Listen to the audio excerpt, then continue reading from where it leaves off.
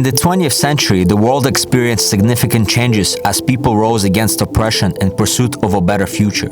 Often these movements were led by influential figures who garnered support of the masses. Leaders such as Lenin, Gandhi, Hitler, Mandela, Castro, and Martin Luther King Jr. played crucial roles in these struggles. However, one figure who became a pop culture symbol and continues to resonate today is Ernesto Che Guevara. His passion for creating a better world took him to various corners of the globe, driven by a singular mission to ignite revolution.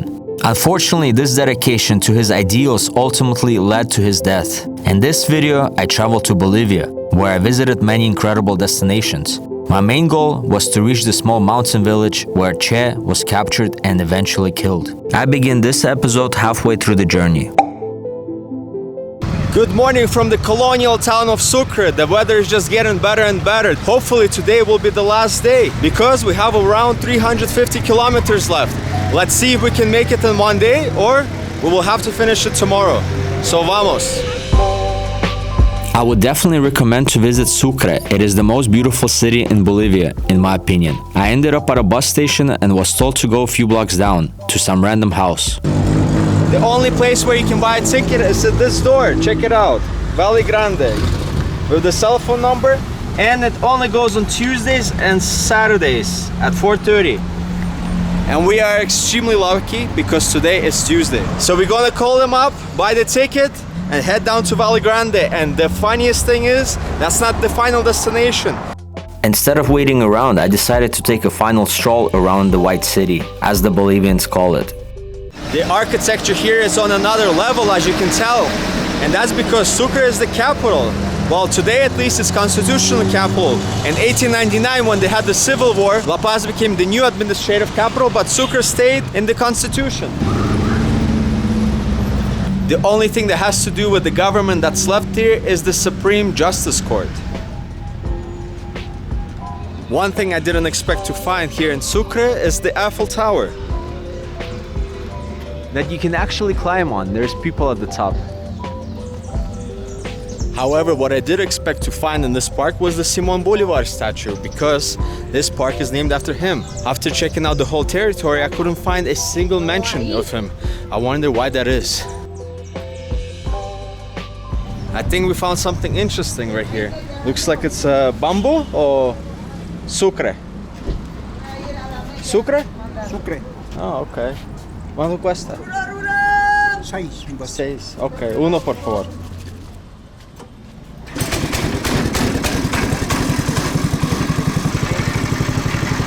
Sí, sí, listo. He's adding some lime and also jengibre, ginger. I've never seen such a machine before. Santa Cruz, próximo.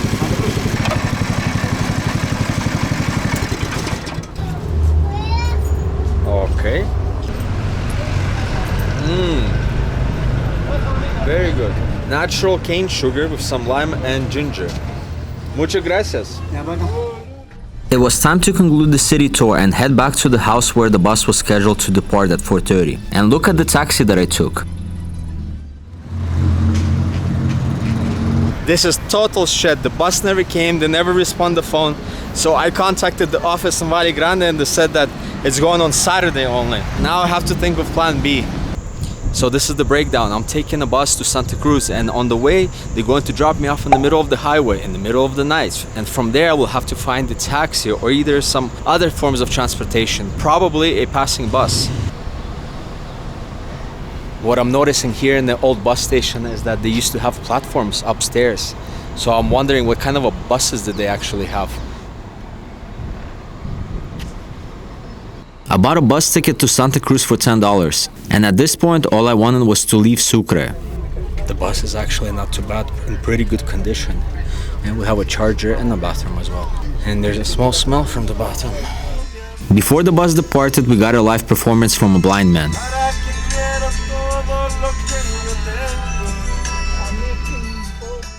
The journey began at around 6 in the evening. It was relatively comfortable. Then surprisingly we made a rest break.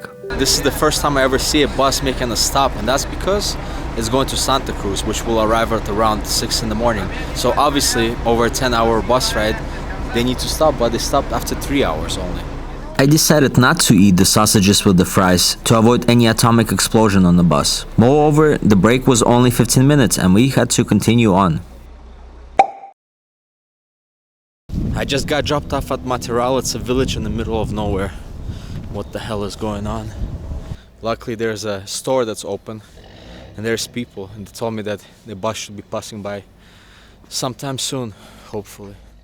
I got worried there would be no cars coming at this hour, and the grocery store would close soon. It was one of those moments to reflect on the reasons for traveling. In these situations, all you need is hope. And the universe answered my prayers.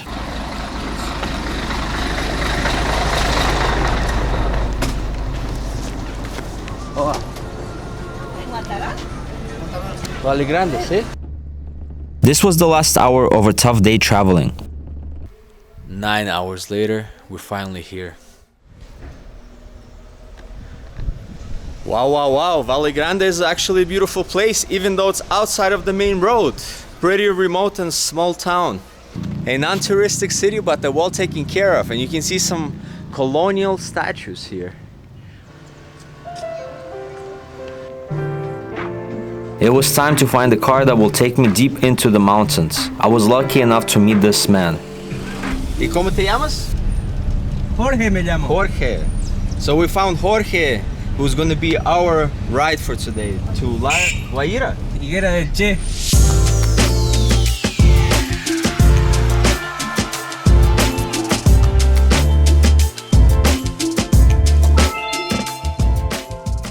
So aquí en Pueblitos gustan Che Guevara.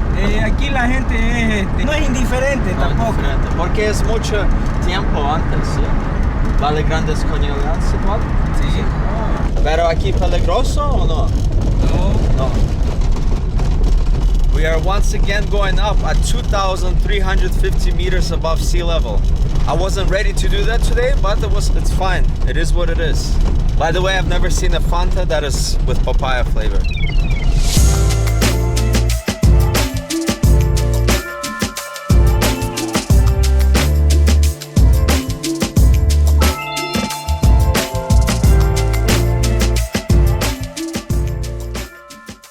We are driving right into the rain right now, probably like a heavy storm. I mean, there's so many obstacles on this journey, it's incredible.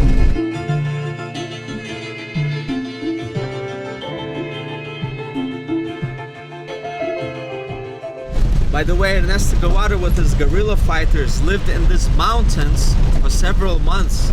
It's quite unbelievable because the weather here varies every single day. Therefore, it's pretty surprising how could they survive this long in such conditions.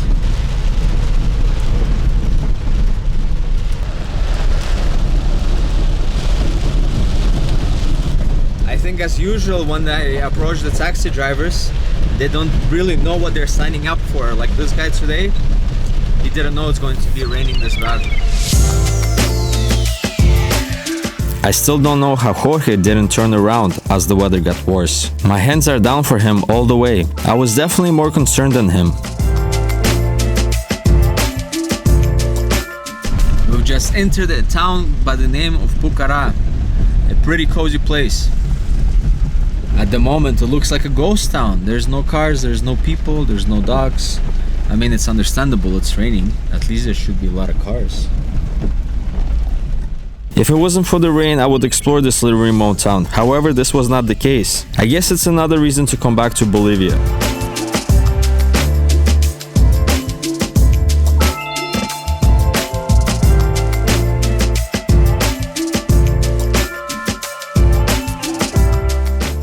Seven kilometers away from the village, Jorge told me an important piece of story.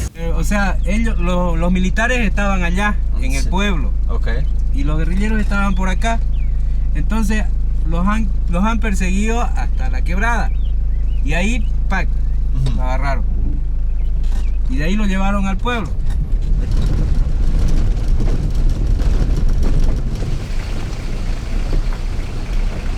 As we enter the town, we see a hostel that is named after Che Guevara, Hospejate El Mochileros, the backpackers hostel.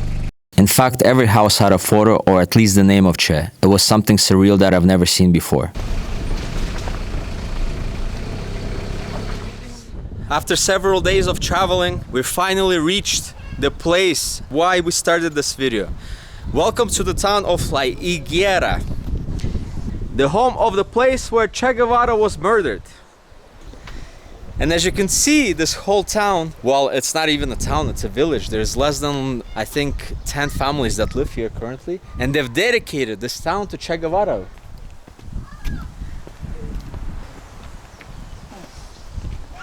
And this statue looks like this was the sculpture of Cristiano Ronaldo. Check it out. It looks kind of quirky, actually. Well, anyways, why did Che Guevara die in this town specifically? Besides making the revolution in Cuba with Fidel Castro, then going to Congo, attempting another one which didn't work out, and then finally coming to Bolivia. And he attempted to collaborate with the Communist Party here, but they didn't like that since he had very radical ideas. And also in 1952, Bolivia had land reforms where the farmers gained ownership of the land they worked on. Therefore, there wasn't much support for the communist movement or the socialist movement that he was after in this country. So he decided to go on his own into the mountains, into the jungle of Bolivia, and gather a crowd that would support him. And that crowd consisted of around 25 people, a very small amount. They've spent several months in this mountain range and the jungle trying to convince the farmers to join their side. However, they didn't like the ideas that he was bringing him forth, and therefore they kind of ratted him out. After an ambush by the Bolivian soldiers, 7 kilometers away from here in the mountains, they finally captured him along with 2 people. And these people were Che, Willie, and Chino. They brought him to a school. Since the village receives barely any tourists, the school is closed. However, there was a lady who lived across, and she had the keys to what is now a museum. Wow. Wow.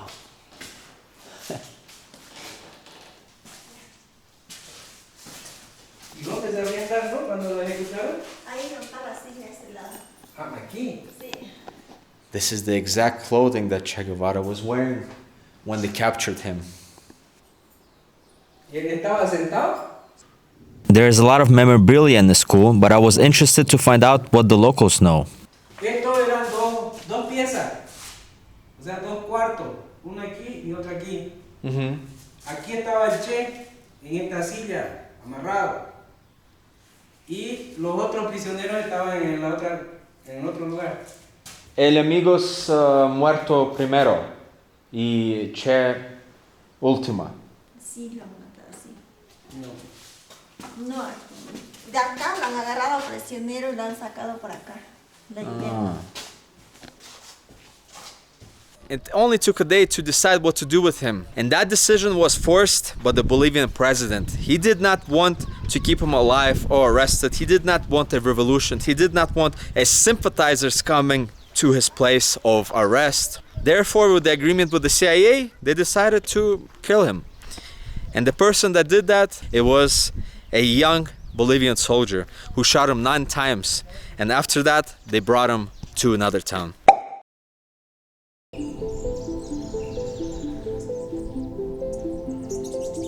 After the killing, they put him on a helicopter and he was transferred to here, to Valle Grande. Since they needed to show to the world and to the journalists that Che Guevara was finally dead, they brought him to this place. And there was a famous photo that was done by a journalist when his body was placed into a washing room with 9 bullet holes in his body. The washroom was located in the city center, and at this exact spot, decades later after their death, the remains of Che and 9 other guerrilla fighters were discovered. Then a mausoleum was built funded by the Cuban government, yet the official resting place of Che Guevara became Santa Clara in Cuba. Now let's get back to La Higuera. ¿Ha visto aquí? Hemos hecho un documental. Sí, veo. Venga a ver. Han entrevistado ahí dentro. ¿Cómo te llamas? Yo, Irma. Irma. Rosado. Aquí está. Oh. Che Guevara. Yo tengo un reportaje de ese tiempo de la guerrilla también, todavía. Wow. Tengo fotos de la enana de la quebrada del Churu también. Yo tenía 20 años, estaba en los 21. Ahí avisa todo, quién lo denunció, todo está avisando. Yo ahorita tengo 77, todos los 78 años.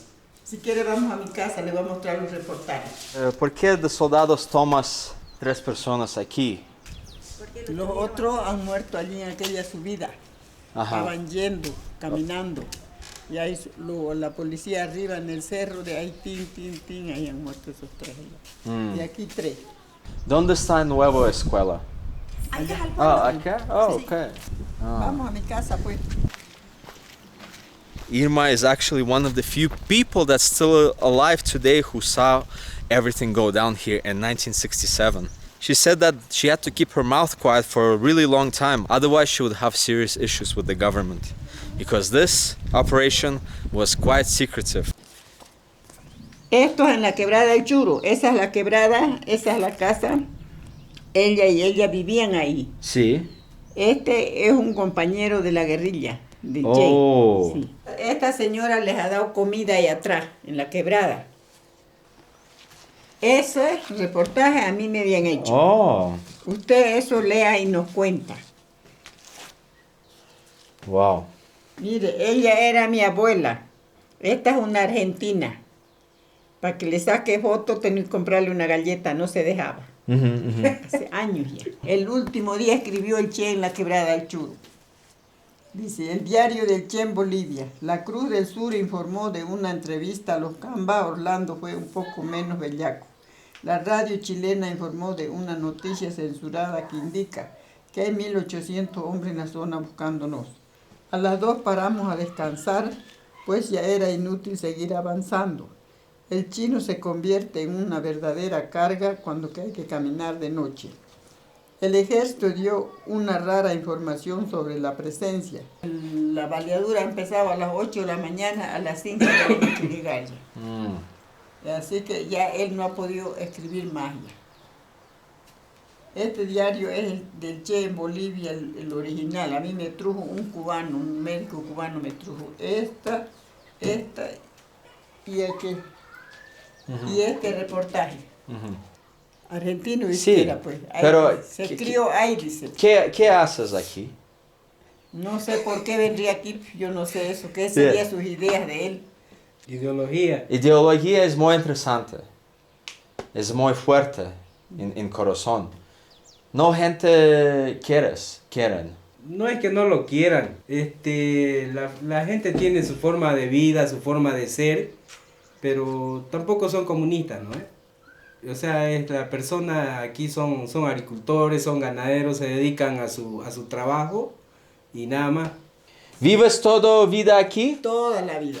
Primero con mis padres más allá. Ok. De que me casé, entonces me vine aquí. Cambio. Sí, ¿Y tú tienes hijos, hijas?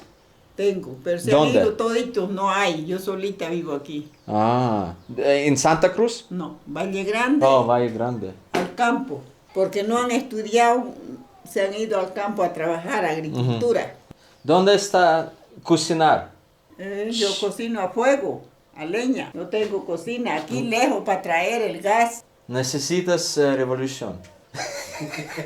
Aquí para que tenemos leña, harta leña y para hacer. A very nice lady, and she's very lucky to witness what happened here. Yeah. Okay, it was very interesting. Muchas gracias. Yeah. I want to finish this video on this note that people such as Che Guevara deserve much higher respect. They've died for their ideas. They didn't die for money. They didn't die for conquering the world, but they've died for an idea to make the world better.